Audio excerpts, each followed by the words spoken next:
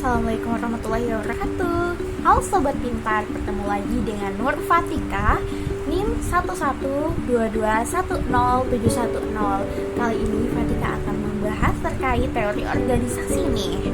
Nah, Fatika ini dari kelas teori organisasi MA22C15, jurusan manajemen, Fakultas Ekonomi dan Bisnis, pastinya dari Universitas Pelita Bangsa. Simak ya.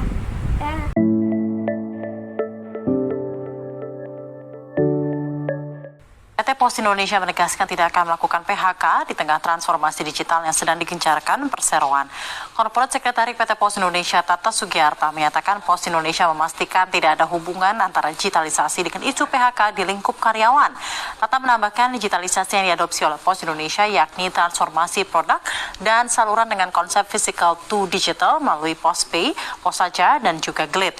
Tata menambahkan proses digitalisasi dan transformasi teknologi di Pos Indonesia berkaitan erat terhadap pola kerja karyawan.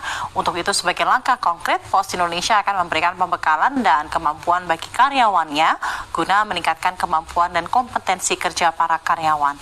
Pos Indonesia sendiri juga telah menerapkan digitalisasi untuk transformasi proses dengan konsep manual to automation dengan penggunaan nota dinas elektronik sebagai media surat menyurat serta mesin sortir robotic radio frequency identification atau RFID untuk penyortiran barang.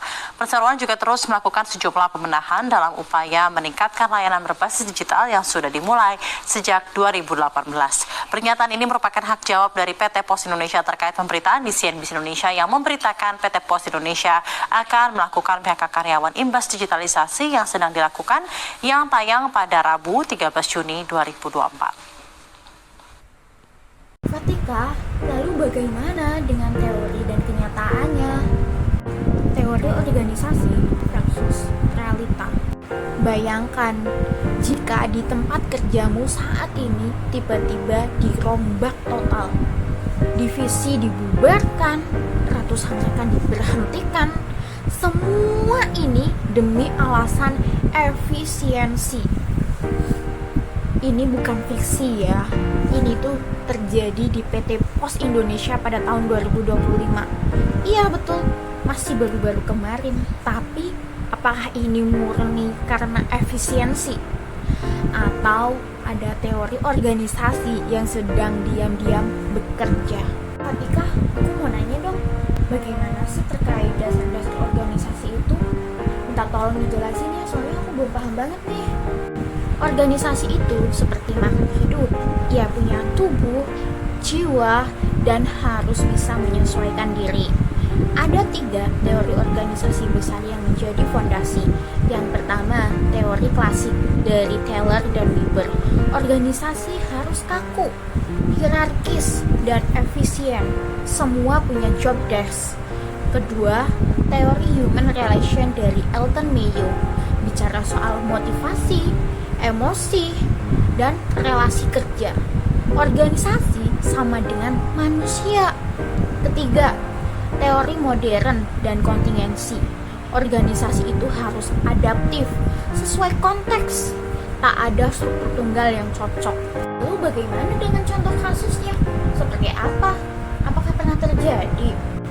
Pada awal tahun 2025, PT Pos Indonesia mengumumkan langkah besar. Restrukturisasi, digitalisasi, dan robotisasi. Lebih dari 600 pegawai menerima tawaran pensiun dini. Posisi sortir diganti robot. Posisi loka dan kurir dialihkan ke model kemitraan. Tujuannya untuk mengurangi biaya tetap dan meningkatkan kecepatan. Transformasi layanan pos menjadi model digital first. Ini jelas merupakan contoh dari teori klasik, yaitu ramping, efisien, dan sistematis. Tapi, di mana letak manusianya? Sebenarnya, keputusan Pos Indonesia itu bukan tanpa dasar. Di era modern yang digitalisasi ini, organisasi tidak bisa lambat. Tapi, kalau semuanya hanya soal efisiensi, apa bedanya kita dengan mesin? Organisasi hebat bukan cuma cepat, tetapi juga manusiawi. Jadi inilah pelajaran teori human relation passions, dan kontingensi. Gabungkan antara teknologi dan empati. Jadi, menggunakan robot tanpa mengurangi atau mengabaikan rasa aman pegawai.